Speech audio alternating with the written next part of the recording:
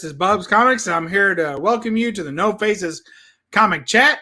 With me, as always, I have the esteemed, he might just be full of hot air. Metarog Roger, say hello. Greetings, everyone. Probably am full of hot air, but I guess most of us are, because if it was cold air, we would be reptiles. So, but great to be here. Yes, that's very true. And speaking of erectile dysfunction, we have DS Comics. What's up? Yeah, definitely Roger's more esteemed than us, Bub. Absolutely. Sure. Yep. He's full of that there hot, wet air. There it is. Yep. That's your freebie for the night, folks. That's it. The rest of $2. Everything else is going to cost us the super chat. We got Las Cruces 1971 in the house. That is the year of his first comic ulcer. Like he named it Secret Wars 8. We got Rob Boswell's here from the great northeastern area of Kentucky, where the sun shines but 1 hour a day. And we have Unruly Simeon as well. He prefers a rounded bum, alluding to our team name, which is what, Roger? Oh, I forgot. And you say what, DS? Square bounds. The square bound men. The square bound bums. Very good, sir. Bums. And Unruly prefers a rounded bum. Let's see. Metarog's here like a bad tick on a dying dog. James Gallegos is in the house. Welcome. Hello. Jambo Comics. He's newly recovered from visiting the old boy hole. Glad he made it back win One Piece. Knights of Old is here as well. And we know what we say about Knights of Old. It's like watching butter melt, baby. That guy's so smooth. Look at that. Every now and then, if he comes in just early enough, this is what plays when you get the little preview of the video. You just see butter melting. So can't beat that unless you try just a little. Gary B, the casual comic guy, is here in the house. Welcome. Hey, Deadpool 2323 Hut is here as well. And Jimmy G is rounding it out again. All right, good to have everybody here. Thank you all for joining us. You know, I had a fantastic weekend chilling with old Jambo. He couldn't make it the whole weekend, but he stayed for a few hours. It was fun. He hung out, got to peruse the cave here, the comic cave. Somebody had come up with a good name for it, and I just can't remember what it was. BUB'S Bordello of Books or something like that. BUB'S Bordello of Books? I think it was something like that. I don't know. Well, that's kind of appropriate. I think it is. Yeah, I think that's good, actually. Yeah, we may go with that. Let's see. So we did that. We had a good time on Saturday hunting a yokely to me, which is still an hour away. So we had a big time. It was a good deal. Best decision Bub ever made, deciding to do a show without showing his face. YouTube success story. Thank you John's here. I got to go. All right, so it's good having Bub around. Now we can get down to meat and potatoes, Roger. There you go. Roger's a vegetarian. He's not getting in. Bub's Barn of Pleasures. I don't know about that. But you know what they say when you walk into Bub's Barn of Pleasures? Hey! Good stuff. Man, I can't believe you didn't take any video of you and Jambo hunting, man. That's... Well, you know, we discussed it, and what we kind of half discussed it. Like every now and then we would bring it up. Like, yeah. Are we supposed to do something like Roger does with Mike? Like, is that something, you know, Metarog and Night Tiger recently had a play date together. Yeah. And they both filmed it. Yeah. And we're like, are we supposed to do that? And we looked at each other and said, you know, we're not really those two guys. We don't really know if we want to be those two guys. We'll just be us and catalog it as our own little memory. How about that? I could just imagine the sour grapes, though, if whoever was filming the other person hunting found something good during that portion of the hunting, they would be so salty that they were holding the phone instead of they could have been in that box finding it. Well, I got to tell you, I've been worried about Jambo for 2 days. You know, it's customary to call somebody the morning after and tell them thanks for a good time. But I felt uneasy about it because I hadn't even thought about it. But you guys know I found that amazing find, right? Right. The price guide, yeah. Yeah, the LB Cole price guide number 11, right? The LB Cole cover and feature story. And inside, lo and behold, was an LB Cole signature. That's a big deal. But technically, I didn't find that book. Jambo found that book.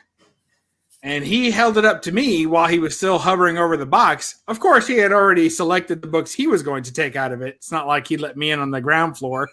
But he was letting me take up his seconds. And he was like, do you have this? I was like, no, I don't have that. I need that one. I said, but if you're going to take it, go ahead. And he was like, no, I already have one. So he tossed that in my pile. And then, of course, not until I got home and went to read through the feature of it did I find out that it had a signature. So I felt, kind of lucky. Yeah, I'll tell you, there's sporadically a LB Cole signature on something will pop up because some people got some stuff signed by him at cons in the 80s. Yeah. And I've seen a just sparse a couple here and there. I know somebody who has one of LB Cole's bigger books, a Suspense Comics 8, with Mr. Nobody on the front and the giant spider, the one that he homaged and swiped for his later startling Terror Tales 11 in 1952. But he has that with a signature on it. There's some original art out there of his. And his estate was sold off years ago, and there's a lot of pieces of original art of his and recreations. But as far as finding like a signature on a book, that's a pretty rare thing. And I've got that number 11, and if I saw it, I would have gave it to you too. I mean, who opens that up before you buy it? You just take it home and then you read through stuff. Yep, that's right. Yeah, very, very fortunate find. There are not a lot of those out there. I've seen just a couple on actual books. No, but it's the kind of thing that warps your collecting style from now on, because now I'll never leave a price guide behind without checking the feature story for a signature. Well, there's a couple. That's unnatural, but that's what it's going to make me do. There's a couple of those price guides that have Alex Schomburg covers, and you might want to open those. If you find a Schomburg signature to go with that Cole signature on one of his price guide covers, that would be awesome too. Heck yeah. He had picked up a price guide. He's got almost a whole collection of price guides. Jambo does. And he picked up a Will Eisner cover, a Spirit one. Oh, nice. One of the few he was missing. And of course, he couldn't wait to get home to check and see if it had a signature also to no avail. Well, I've got 10, 11, and 21. So if Jambo needs a 10, an 11, or a 21, hit me up. I just bought them because I came across them, and I don't collect the price guides, but they're 2 Schomburg covers and that LB Cole one that you have. Those are the ones I have, 3 that I have. Good stuff. Yeah. Look, poor Jambo has reverted to being a Scottish pirate or something. Hi, Will Eisner. Hi, Will Eisner. Hi, Will Eisner issue. Oh. My Will Eisner issue is not okay. Good deal. And Will Eisner does not get enough love. I'll tell you, especially as a Golden Age collector, everybody wants Schomburg and some Kirby and LB Cole and Lou Fine and the big names, and then Eisner's right up there with them. And other than Spirit 22, I think his stuff is just cheap out there. I don't know. I mean, you can find nice copies of Eisner stuff, and he did some work on early Fiction House, early Jungle Comics, Planet Comics. I mean, he's got some really good stuff, and of course, the Spirit stuff of his is sort of later Golden Ages, into the 50s, a Spirit comic book as opposed to the newspaper strips. But Eisner, top notch, and really, really affordable compared to other stuff of that quality from the Golden Age, in my opinion. Yeah, I agree. Yeah. I think the thing with Eisner is that he didn't do a lot of things that the others that you mentioned did. That He didn't do the science fiction. He didn't do a lot of superhero. I mean, the Spirit is really more like a detective, you know. Yeah.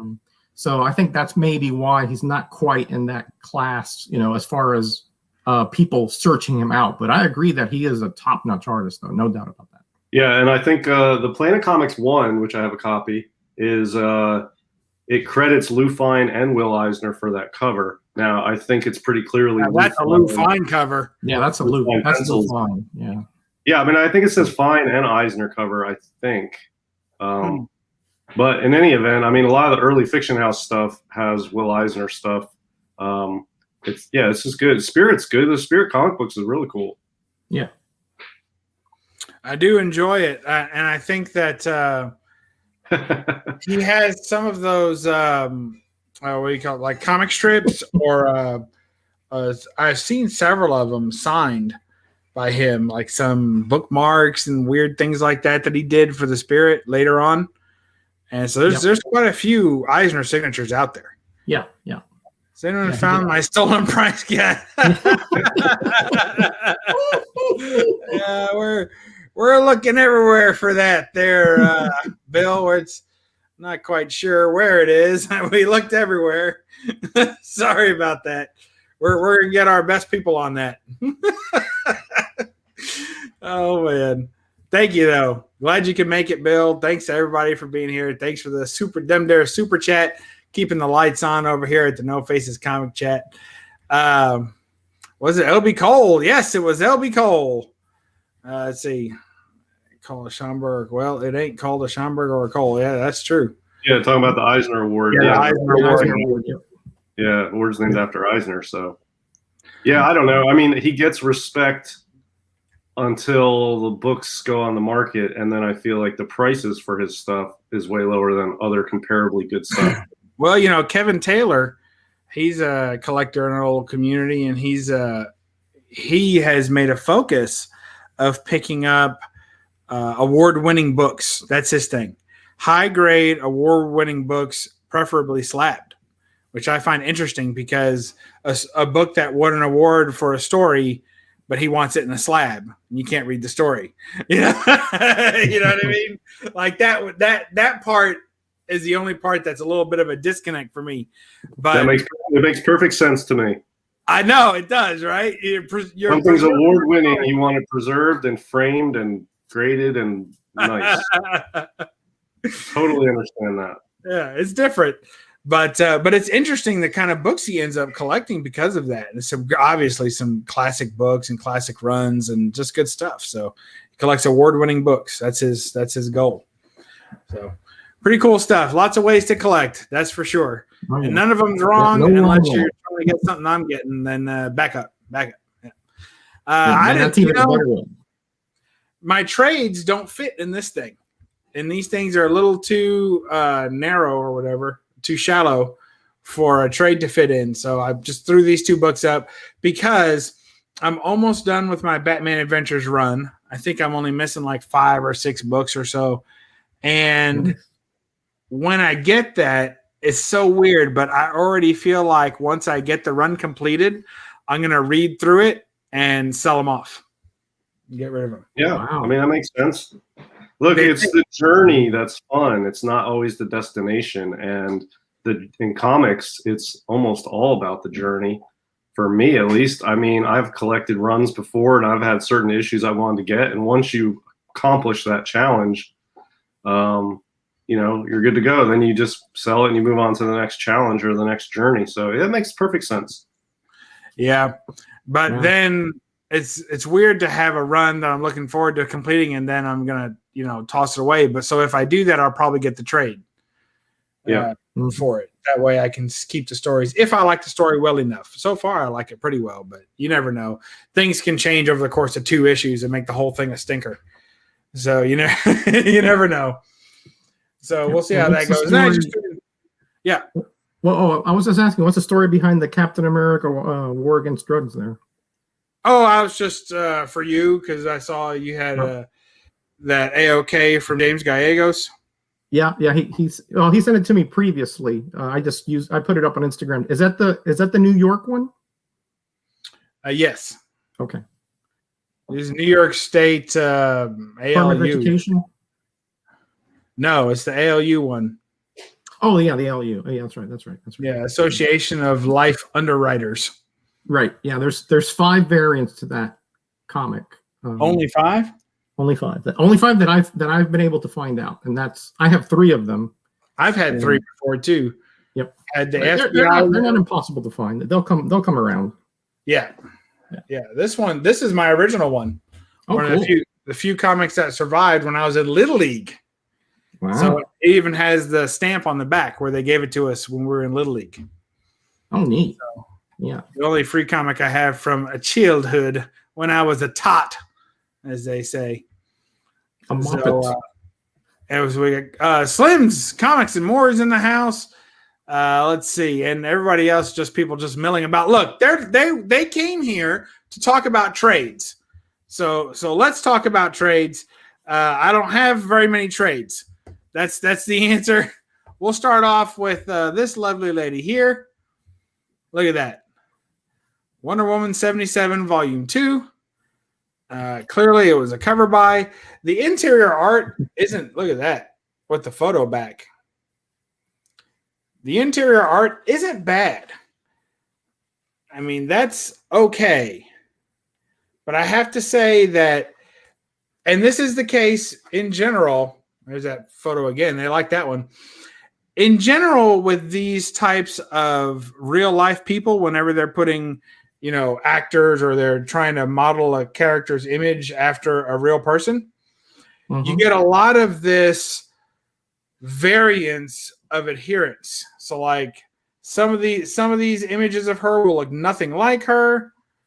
And then all of a sudden you'll get like where somewhere the artist cared and really did everything they could on that to make it look, see if I can get it to focus at all. There it is. Like they really tried, And then other places that just like, nah, like that doesn't look anything like Linda Carter. That looks more like Peggy Carter. But, so things like that happen. I mean, that person, that picture there, and that picture there, they don't look anything alike. And yet that's the same character in the same book. So I find that interesting whenever you're looking at real life people and, anytime they're trying to mimic an actor in a book, you can always tell the difference. So, yeah, and I bet on some of that, and a lot of artists do this. I don't have a problem with it, but there's a lot of artists use photo reference for certain panels or certain scenes or whatever. And sometimes you get a hyper realistic sort of panel. And then the next ones, it's like, it almost looks like they forgot partially how to draw the character. And I think sometimes it's photo reference. And, but hey, that's, I grant them artistic license on that. I don't need everything to look identical and be the same. And, but yeah, I think it's tough to draw like an entire book like that and make the person in the book look the same every time from different angles and everything. Yeah, I agree, but it's still fun to watch them try. Yeah, definitely. I like seeing when they really try to get it just right. That's impressive to me.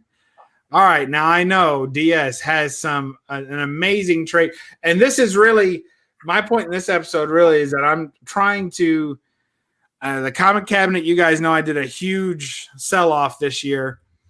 Yep. Of 1,000 or more books, and the cabinet's already getting pretty tight again. So I'm really thinking about converting a few of my runs into trades and just wondering how that works and how we like that. So we'll see. We'll see. Or picking up trades going forward as opposed to picking up, weekly comics. So we'll see how we like that. So let's see what and in that are going to be some anthologies, some Golden Age anthologies.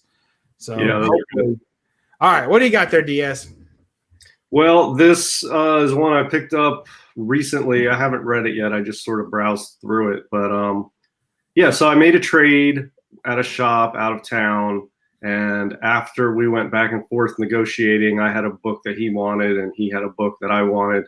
And we worked out the deal at the end. I was like, all right, so I'll do that deal if you throw in this.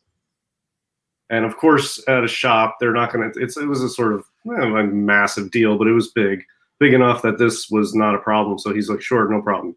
So I ended up getting this as like a throw-in, which is a cool book that I would want, but it's something that I wouldn't necessarily want to pay for at any particular time. So it was a perfect opportunity to get something cool like this. This is volume 1 of the Bill Everett archives. He's a very well-known artist from the Golden Age and a little bit after too. But it goes chronologically. So volume 1 is his really early stuff, like in the late 30s. And it has like Amazing Mysteries is the name of it, which is the name of a Centaur title from early Golden Age that Bill Everett worked on. Yeah. It's hardcover. So, for me, I don't know what the definition of a trade is, but any type of collected works to me are considered trades.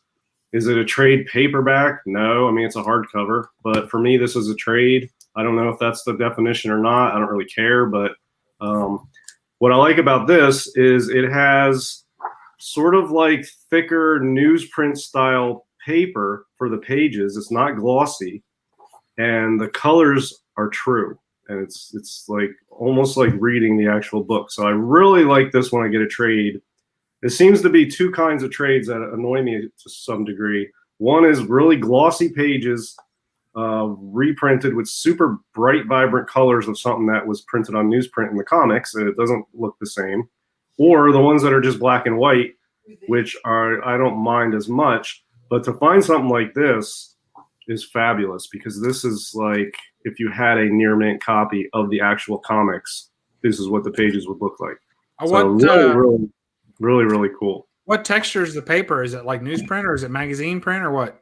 No, it's like, I mean, like textbook print? It's almost like 30-pound printer paper or something, or 20-pound printer paper. It's nice. I mean, it's not glossy, but it's good. It's good quality paper, but it replicates sort of the newsprint of an old comic book, but in sort of a new, nice quality version. So yeah, really happy with this. And the colors are true, and it doesn't have that glossy, satiny crap. And of course, it's got, your standard bio in the front and everything. So this is a cool one too here. I haven't really read through it. I just browsed through it. But it's got the whole bio and everything. And this is just volume 1. So I don't know, maybe I'll get the other ones, but once it gets past Golden Age, I'm not really that interested in Bill Everett stuff that much. But yeah, so I thought that was cool. Absolutely. It is, yeah. I like it. It's a good way to collect stuff. I definitely like the trades that are larger. Like, I guess part of the thing that bothers me about some trades is they cost money. Like, I think this one here only collects 2. This only collects 2 actual issues. It's like 2 issues, and they wanted $17 for it. It's like, you want 2 issues, $17 for 2 issues. So yeah, how is that a good deal?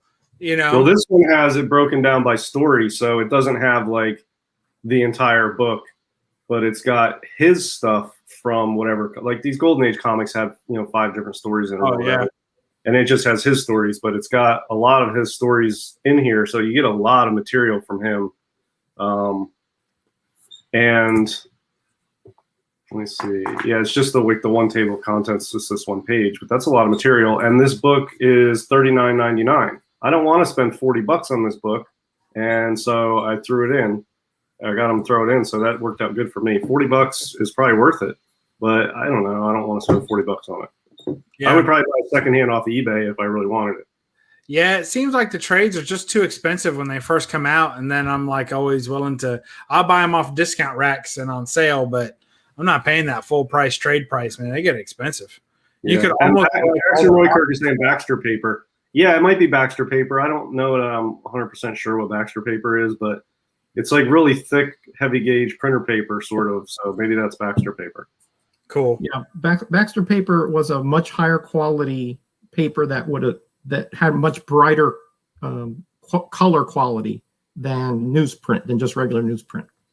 Speaking of quality, Metarog's having a rare 480p moment, so let's take advantage and look at some of these comics. What do you got for us? I don't think 480p is rare. I think that's what I got in the camera. But anyway. Oh, really? I thought it was usually like 144. Oh, really? Oh, okay. Well, I guess the internet here is, this is rural internet, so you can't expect miracles here. I also don't have a whole bunch of these. I do pick them up if you have an Ollie's near you. They have usually like a discount rack, and I usually go through there and I pick them up for $3, $4. Usually they're like 80% off or something. So that's how I would roll if it's something like that I don't have in my collection, but I've always wanted to read. But I don't have a whole bunch of these. Like this one here is one I picked up in Ollie's. I'm a big Legion of Superheroes fan, but not so much the modern stuff. But Mark Waid is a writer that I think he's done some really kind of innovative stuff. So this I think collects about 10 issues, I think. See, that's a good deal. Thanks, Agu, for the help on that. We appreciate you. Yeah, thanks, Agu. And again, it's $3. So I mean, Oh wow, yeah. 10 issues, you said?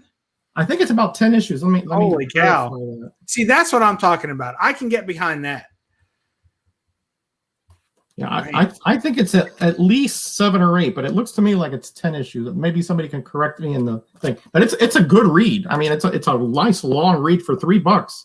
This is like a 2-hour read here. So yeah, that's real good. That's definitely worth it. You're getting your money's worth, right? Yeah.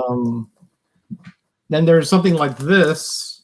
This is actually a retailer exclusive. You had to order a certain amount of the regular one, and then you got this gold labeled Sword of Azrael. One per shop, I think it was one per shop. So I got this from when I worked in the shop way back when, because they didn't keep this stuff. So I said, yeah, I'll take it, And that collects just 4 issues, but it was free. There's no price, as you can see, because it was just a freebie. I like those giveaways, right? This is interesting. This is actually a French trade paperback, or it's written in French. What does that say? Voyeurs de Cortes Mary. I think I have that one. Les Vengeurs de la Côte Ouest. Yeah, that's the West Coast Avengers. Yes. Oh, okay. This collects the miniseries 1 through 4 miniseries of the Avengers West Coast. So I found this like in a quarter bin, and I was like, oh, that's cool. I'm going to pick that up. Oh wow. I love those quirky things like that. So. This was sent to me by Matilda. I think it was a prize or an AOK. I don't remember what she sends me so much stuff. Bless her heart. Written by John Byrne and art by Mignola. So nice. This is her favorite character. So I was super honored that she sent this to me, and I love it. I think this is a great little way of reading this because again, it compiles. And I think the definition of a trade paperback is a compilation in a paperback form, right? Like a book form. Right. Right. So Mignola's art. I've never really read Hellboy, but I'm familiar with Mignola's art, and his art is really very creatively done as far as like the panels and the layouts that he does. And I find his art sort of similar to Frank Miller's. I know a lot of people are probably going to hate that. You know what? I thought the exact same thing, DS. I thought good. The mood that he sets is very Miller-esque to me. Yes. He uses a lot of slashing offset panels and a lot of interesting layouts. A lot of shadowing. A lot of silhouettes, things like that, which is, again, just... And for this title, I mean, he's a perfect artist. Perfect. Yeah. Sets a tone. Perfect. So anyway, I got more, but I'll let you guys handle another round here before I go. All right. Yeah, I got a whole stack. So. Oh man, he's got a whole stack. All right, I better rush through this. I was ready for this category tonight. Yeah. Next, I got Torchy, Bill Ward, and don't mind the heavily influenced '90s cover. really 80s, late 80s, holding on to the 80s into the 90s. How about that? Yep. And it's actually, instead of a wraparound cover, it's a bottoms up cover. Ah. Because that's the bottom of her, and there's her top. Isn't that weird? No, it's like a flip cover. Yeah, I guess. Yeah, but you would think that once you flip it, this side would be, I mean, you'd think it would be right side up when you flip it. You're right. But look at the writing. It's upside down. So what the heck is this? It's right side up here. Bub cover. Upside down there. So is it really supposed to be like that? And then you go like that, but then that's upside down. Ah! Oh, pondering the imponderables. Yeah, but it's got great. It's a collection of Torchy and really, again, like DS was saying with the Everett book, you know, when you're getting all these Golden Age books, a lot of times they are. This is nice. I have an original or a print of this. A full-size print of this, original art-sized print of this, signed by Bill Ward at my office. So that's nice to see that in there. But if you're looking for some Golden Age work, all those books back then were anthologies already mixed with all kinds of other, you know, stuff you may or may not like, right?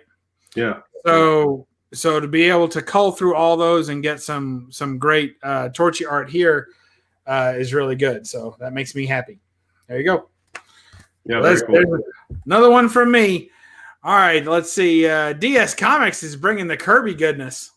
All right, so yeah, I'll show two real quick. This one I'm in the middle of reading, but I'm not quite at the middle yet. But I've always wanted to read some of this DC Kirby stuff. I don't really want to buy all the comics, so I bought this with an absolutely horrible cover, in my opinion. Like, this does not fit what the art or the idea I have, but whatever, it's the cover. So, you know, nice picture on the back there of them.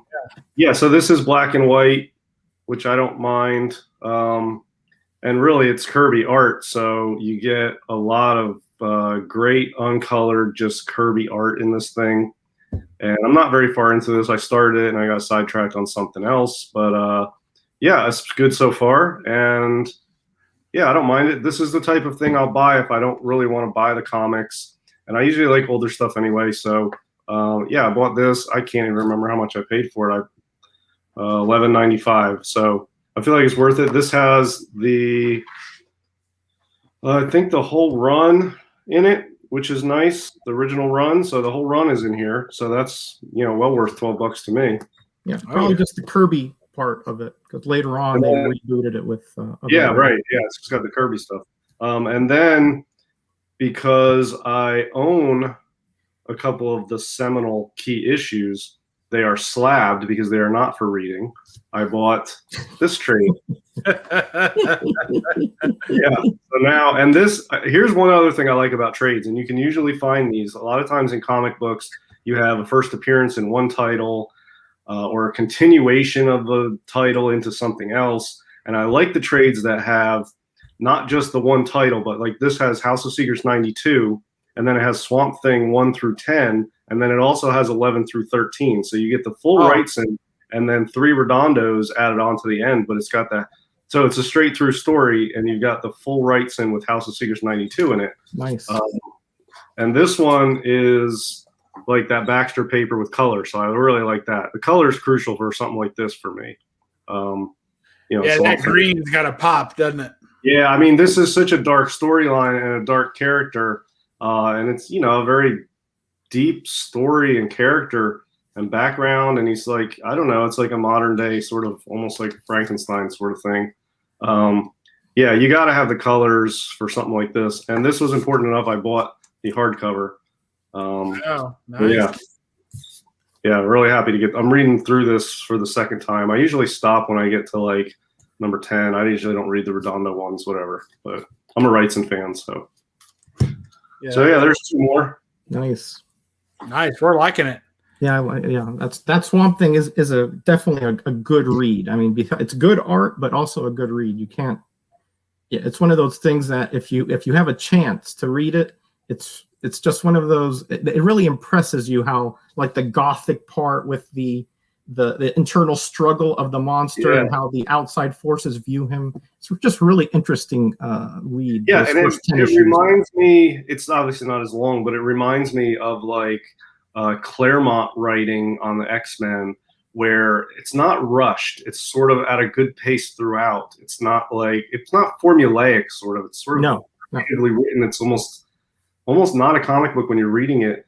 You feel like you're not really reading a comic book sort of. It's much more novel sort of form. Yeah, it's like a novelette. Yeah, I would say for sure. Yeah. So I really like it. So for me, I usually collect cover art, and I really like the visual art. So I really like Wrightson art.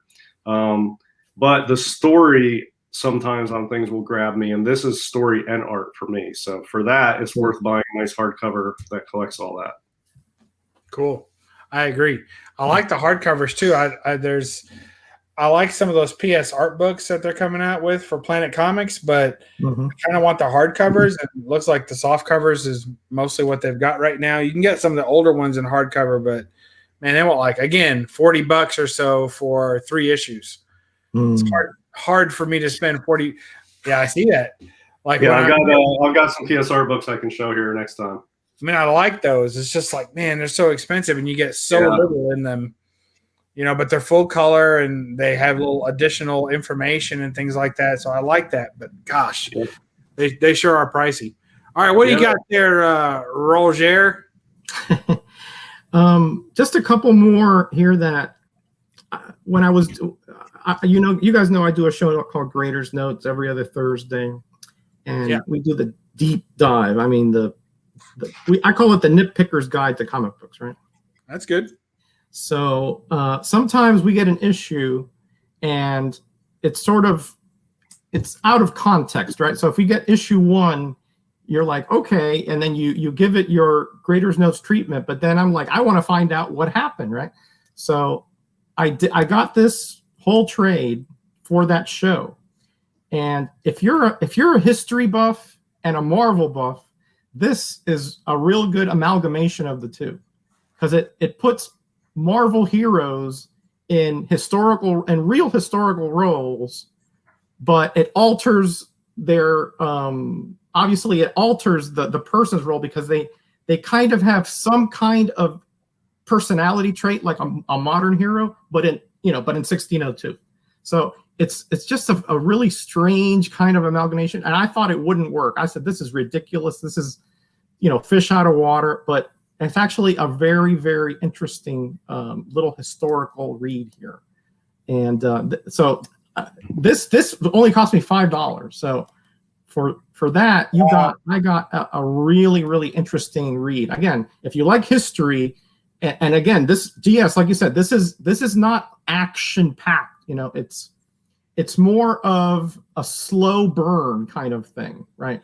But if you look for the Easter eggs, like Daredevil's in there, Spider-Man's in there, you got to look for how they fit them into a historical character. So anyway, I just thought that was interesting. Is that a graphic novel or is that a trade? No, it's a trade. These came out as a limited series. Oh. So this compiles the whole. I think it's 6 or 8 issues. I forgot. It's 8 issues, 1 through 8. So very nice. Yeah, that sounds interesting. If I come across that, I will pick that up. Usually when I'm out of town, I go to a comic shop. And in the absence of any type of actually comic book that I want to buy that's at the place, I will always try to buy some type of trade at these places. And so if I run across that one, I may pick that up. That sounds interesting. It isn't. I mean, again, I didn't think I would like it. I was sort of like, God, this just doesn't. It just doesn't. How can you take these dynamic superheroes and put them in this historical context, right? And I was like, no. But Gaiman was very, very clever in how he wedged them in there. I just thought, just looking for the Easter eggs was as good as cool. Let's see what else. Of course, this is something that this actually was a gift, right? I was out of comics at this point, new comics, and I work with a gentleman. He's like, "Oh, you got to read this story. You got to read the story. It's really, really something." And so he gave me this, and I liked it. So so he just let me keep it. You know, the one thing I don't like about these trade paperbacks is that often you don't get cover reproductions. Yeah, I know. And I mean, I'm not a big cover guy, but that's why I really like the floppies, right? Because you get the whole shebang, the ads. Not even in the back. Like sometimes they'll give you a couple of pages in the back where it shows all the covers. Yeah, that's true. Sometimes they do, but not always. Like in this one, they do. In this one here, they give you all the covers, Yeah, I like including the first one is actually a DC Secret Origins. So it gives you a full color cover. That's cool. Yeah, I like that. Okay. You know. But you know, I kind of, you know, even though I'm not a cover guy, I miss them when they're not there. I know that doesn't make sense, right? Hey, it's part of the completest nature that you have. I guess so. I guess. Yeah, I like all the work. Yeah. Sure. This is special to me because this is when Gray Man was on Grader's Notes, and he chose this issue. And most of the guys didn't really like it, but it has grown on me. Let's put it that way. I didn't initially thought it was really that good, but it's grown on me when you go through and you look at the nuances of what the writer is trying to accomplish. Ostrander, you get a good appreciation. So I'm glad I got the trade because again, you know, to hunt down the first 5 or 6 issues on eBay, it's going to cost you $20 just in shipping. You know, yeah. And here, $6, boom, you're done. You know, that is nice. And lastly is this beauty. Of course, we all know what this is. Yeah. So many people thought that this was going to get the floppy was going to get their kids through college. Yeah. And unfortunately, they printed 1 million of them, or however many, and it got them. If it took a nickel to cross the street, they got about to the corner. You know, so. But this is actually a platinum edition. It's one of those retailer exclusives as well. This does have the covers right on the back. Oh, that makes it easy. Okay, the whole story right there. Not the whole story. All the covers included in the story. So. Yeah, I remember they even put an ad out in like the New York Times or something to advertise that. Yeah. Wouldn't that be? Wow. It was the New York Times right there. Yeah. Oh, is that? Oh, that's the Daily Planet, like Daily fake Planet, one. I yeah. think they took an ad out in a real newspaper somewhere, like New York Times or LA Times. Yeah, or you something. can do a little photoshopping, you know. And oh, is it? Yeah, I mean, it might be that one. Yeah. Yeah. So, but actually, you know, I think that this got a lot of gruff, but when you read it in this form, it's actually quite moving when you read it, you know, just in one shot, you know. So you don't when there are certain stories, and I maybe you guys can chime in here. There are certain stories that if you read it read it 1 month, right, and you have to wait a whole another month for the chapter, and then a whole another month for the resolution, kind of loses steam, you know. And I can't even do bi-weekly. What you're talking about once a month, man. I can't even do bi-weekly. It drives me crazy. Right. So that is one good thing about a lot of the Bronze Age Marvel superhero stuff. You know, I pick up a lot of books to flip and whatever, and the older the book is, the easier it is to just pick up a random issue and read it, because yeah, you don't really get the splash page, like where they came from, and then at the end you're not going to know what happens, but it's all a single contained event and a single story arc usually in those books. And then some of the more modern stuff, you really have to keep up with it, and if you miss an issue or something, you lose track of what's going on, or if you wait too long, you're like, wait a minute, what? And you have to go back and read the last one. I feel like the old Marvel is just easier. Everyone is like a single sort of contained story. Mm-hmm. Yeah, that makes sense. I do. Yeah, as opposed. Yeah, go ahead, Bub. Or yeah, Roger. I was just going to ask Roger. That was his last book, I think. So yeah, it is. That's it. Okay, so you're all set there, DS. All right, I got a few. So everybody knows what this is. Weapon X. This is Barry Windsor Smith. Marvel Comics presents. I don't want to collect that whole run. It's long. I mean, it's hundreds of issues. You know, to 100 and what did it go to? It went into 200. 175, I think. Yeah, it was pretty long. I've almost had it completed before, and there were so many crappy issues. Yeah. At this point, when I took the run in, all together, right, stock of the whole run, it was less than 20% of it was stuff I actually liked. So I said, that's good. Well, I like the Sam Keith run after the Barry Windsor Smith. So I like that. I like Sam Keith art. It's not for everyone, but so this is perfect because this has Marvel Comics Presents number 72 through 84. And if you don't know, that is the full story arc of Weapon X, basically. So that's like the main story arc portion you would want from this title. And there you go. And I bought this in a hardcover. This has that sort of shiny paper. It doesn't have the covers, which, I wish it did have the covers. But you get to somewhere. I don't need them sequentially, but I want them somewhere in there. Yeah, but I mean, I don't mind. This is glossy, full color. It's missing the covers, but it's a straight read through. And this is not. It's not an easy read because there's a lot to it. Like there's a lot of word bubbles. There's a lot of backstory. It's really like you got to sit down and read this whole thing, sort of. Yep. It's for a comic book. This is sort of like heavy drama reading. It's not light reading, I think, for me anyway. No.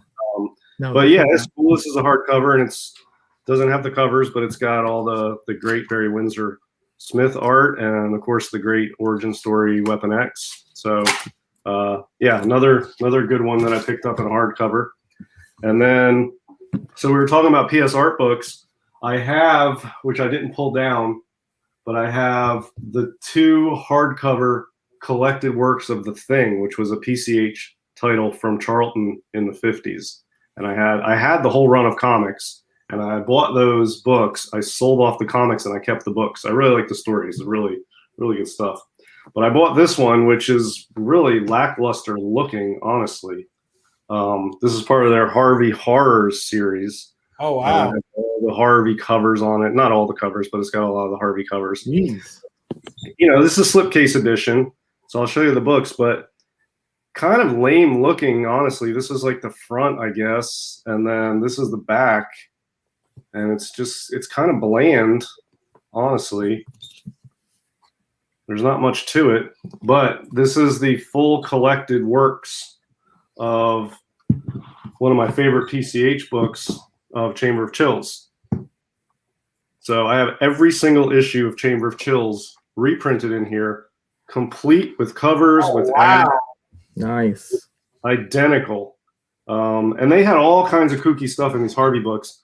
Like here's in the middle of one. You even got the ads in there. The Meaning of Dreams. Like, I don't know what the hell.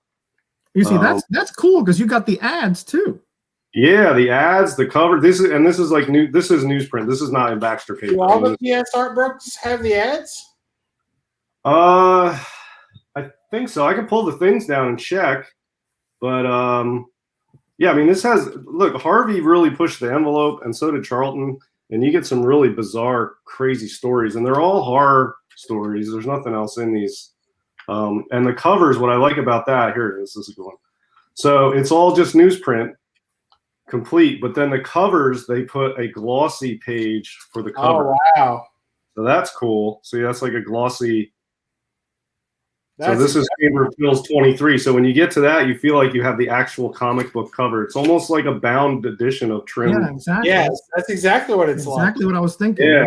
All it's missing is the punch hole, the 3-hole punch in there. Right. So that's exactly what this is. So these are the absolute best possible type of trades you can get. See, there's the back cover for the one.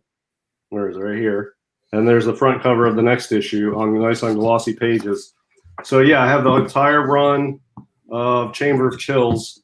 I bought the hardcovers of The Thing, and I don't remember. It's been a while since I read through these, but it's probably the same deal. No, they don't have. They have all the covers and all the ads, but the covers are not glossy. Ah. But these are hardcover. This is not slipcase. But this Chamber of Chills, if you like PCH, this Chamber of Chills slipcase collection is awesome. And this is some of the best PCH writing and art in the Golden Age. And you'll find stuff in here that you couldn't tell how good it is just from the covers of the books when you see them on eBay or in an auction. These are worth reading. So for me, I don't even think I own a single Chamber of Chills comic book anymore. But I have all the issues, and this is my favorite one. This is my favorite trades right here. This PS Art Books Chamber of Chills. Cool. Really cool. Very cool. Yeah. Do they have those for other publishers, Charlton, Standard, anything like that? Well, they have PS Art Books has other publishers. Like they have all the PCH titles from all the publishers, pretty much all of them. And you can go on their site or on eBay and buy them secondhand, and you can buy the full collected works, just like this Chamber of Chills one, with the covers and the ads, complete, identical reprints of them for any PCH title, essentially. Wow. So yeah, really good. I mean, I would buy more, but I don't have a lot of space right now. But one day when I win the lottery and I have a mansion, then I will buy the whole entire PS Art Books collection of PCH stuff and own them all. And yeah, really, really good stuff. And, you know, people will say PCH is not fun to read. Some of it's goofy and some of it's not that good. But Chamber of Chills is really good. They even have little songs in them. They're like poems, obviously, but they're sort of composed as songs, and they're like gory, bizarre, violent sort of topics put into a poem. It's very dark humor. And it's just like a random page in a Chamber of Chills. And they'll have little like children's games. Weird dark stuff in these. It's really like I'm not for censorship, but I get why Frederick Wortham was not cool. Yeah, when you own, you know, before you own any of these books, when you start reading through them, you're like, whoa, that's a bit much. Like, yeah, some do go a bit far. Yeah, some do. Yeah. And there's I'm trying to remember his name. There's one artist who really is one of the best Golden Age horror artists, and he doesn't really have any covers. Nobody knows who he is. I can't remember his name off the top of my head. Not even you know who he is. Yeah, that's I cannot remember. I swear to God, I can't remember the guy's name, but it's on the tip of my tongue. I'll look for it though. It's one of the best artists, PCH artists there are. But he just doesn't have any covers, so nobody knows who he is. But I can't remember his name, so sorry for the letdown on that. You're doing well. You're doing well, Diaz. You can tell us next week. Yeah. All right. Who's do that? your homework. Do your homework this week, and come back next week with that guy. Yes, do your homework. Yeah, you know, I didn't even think of it until I pulled these out. All right. I'll take a swing real quick. We're wrapping it up. Secret Wars Special. This is the I don't know, what do you call it? Do they even use that symbol anymore? What is that? Pound, leer, or what is that? I don't know. Pound. That's a pound. It's a pound. Pound. And here's the so what they did was they took a collection, Secret Wars collection, and I don't think that they said Collected Comics 1, and I don't think that they ever finished it. Oh. So this is issues 1 through 3 of Secret Wars, but full color, and it's kind of like a thicker newsprint. So real fun. No Blue Galactus. Is that a little bigger than a regular comic? Yes, it's magazine sized. Oh, nice. Magazine format. And I think that they only put out this one that I can ever find, even though they tease that there's more coming, and they have a Transformers and the Get Along Gang. I know that's one of your favorites, Roger. And look at that Spider-Man. Isn't that killer? That's a good one. Nice. I like that. I like to get that one. So anyway, just an idea of some of the other stuff that they have out there.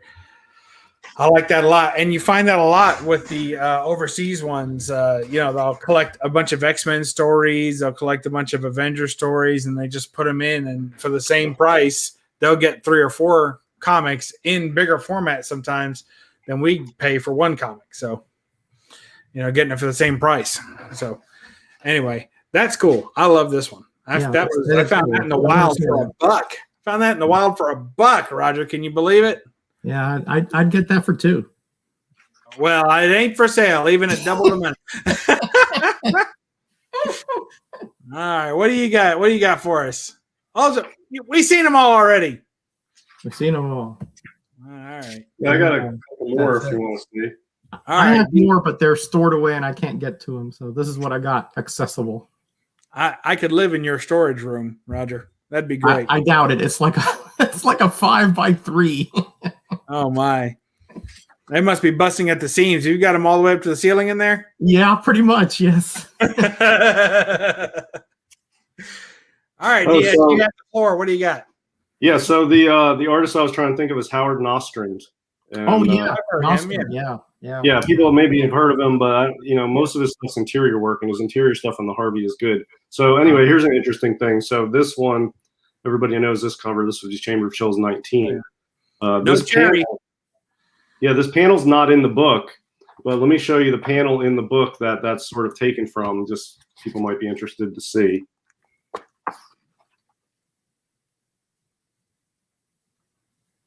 Wow. Mm, Rough. yikes. Yeah, and this story it's not red dress distress because she's the one who just refuses to let the guy lie peacefully, and she keeps bringing him back. So like she's tormenting him and not the other way around. So it's a nice twist on what you usually would see in a PCH book. Wow. Yeah, well, the fact that the glass is showing her with the disfigurement through the glass, right? Or is that a reflection? No, it's the disfigurement. The cover really doesn't have anything. I mean, it's tangentially related to the story, but I mean, she's just a normal person, and he is a corpse that she brings back. Yeah, she looks kind of in control on the cover to me. So Yeah, she's in control, but that's the panel. It's not a very long story. It's only 4 pages, but that's the panel that's sort of relates to the cover. And he can't even hold the wine bottle because he doesn't have any muscles. You can see his ribs coming through the tucks. poor guy. Man. I'd say those tofu diets are no joke. Yeah, so there's that. And then, System. all right, so here's one of my favorite trades, and this is exactly what Roger was saying about you don't want to have to wait a month and then pick up the next issue because there's no flow. So I was on vacation. I was recommended this. Numerous people, but I've heard about it. I mean, people know what this is, but John's Comics with Kids he's into sci-fi, and I trust his judgment on this type of stuff, and we talk, and he highly recommending this, and I was like, all right, it's sci-fi time travel. I probably will like it. He says good. So I bought the first one on my first day of vacation, and I loved it. So the next day I went and bought all the other trades. And then over the rest of the vacation, I just read straight through the entire story arc. I didn't have to wait a month for the next issue. I just read straight through, and it was really good. And this one has the covers in it. Everybody watching the show knows Brian K. Vaughan. The writing is really good. The art on this it's good. I like it. It's modern and sort of almost minimalist in a way, and it has all these pastel colors, which are, interesting. So, good art, great story, and this is coming to Amazon Prime, and I can't wait to watch the show. But this was a good. Glad I bought these trades. Very cool. When I went down to Myrtle Beach that time, and I brought an entire box, it was like this thick, filled with floppies to read all in the same run. It would have been nice to have a trade paperback. It definitely would have looked less weird on the beach trying to get books in and out of bags and boards and trying to avoid shaking the sand off the book before I put it back in and all kinds of stuff. So yeah, that would have been nice. Yeah. And I'll tell you this, had this not been recommended by somebody whose judgment I trust on this kind of stuff, this, just looking at it, is not something that DS is going to pick up and check out. You know what I mean? It's got like these pastel colors, paper girls. Like, this doesn't sound like anything DS will like. It sounds more like a soap opera than a science fiction. Yeah, I mean, it's got these teenage girls on the cover, and it's called Paper Girls with these pastels. Like, this isn't going to be any good. Awesome. You can't judge a book by its cover unless it's Golden Age.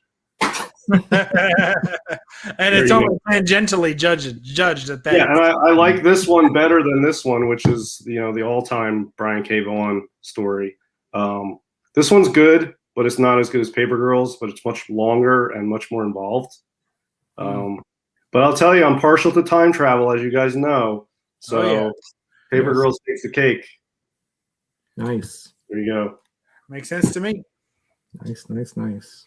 All right, guys. Well, we've done it again. We've wasted a perfectly good hour of these fine folks at home. Well, we don't know how fine they are, honestly. We know they're folks, though. Well, I guess some of them could be highly trained orangutans, but we wouldn't know who that is. So, no comment on that one.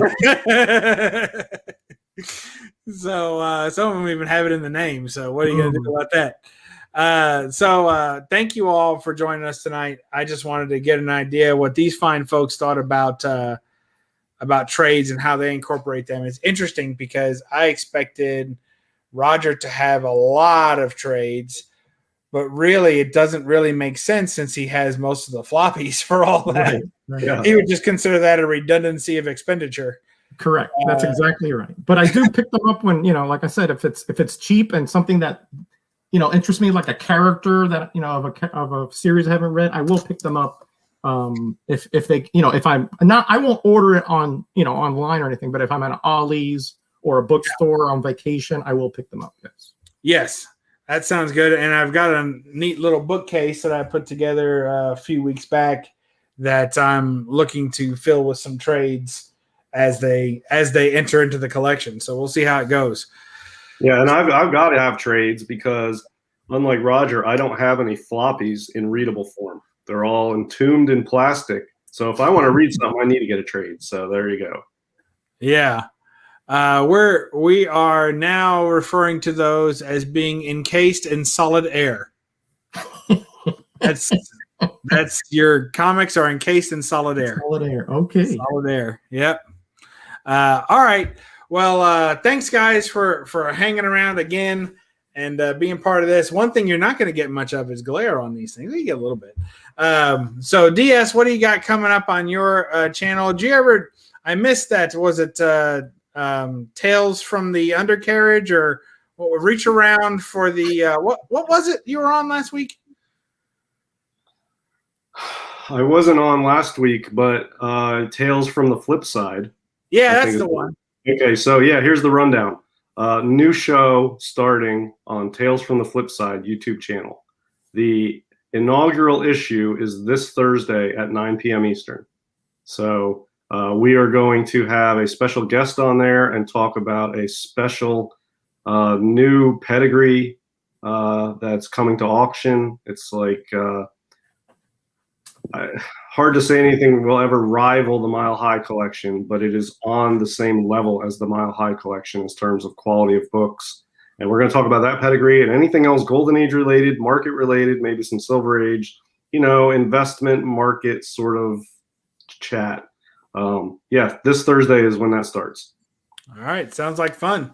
I don't have anything on my channel because I have this on Monday, and then on Tuesday nights I have the Golden Guys on Comic Core, and Thursday is going to be that new show on Tales from the Flip Side. I don't even know if we have a name for it yet, but it starts this Thursday is the first one. So that's what I got.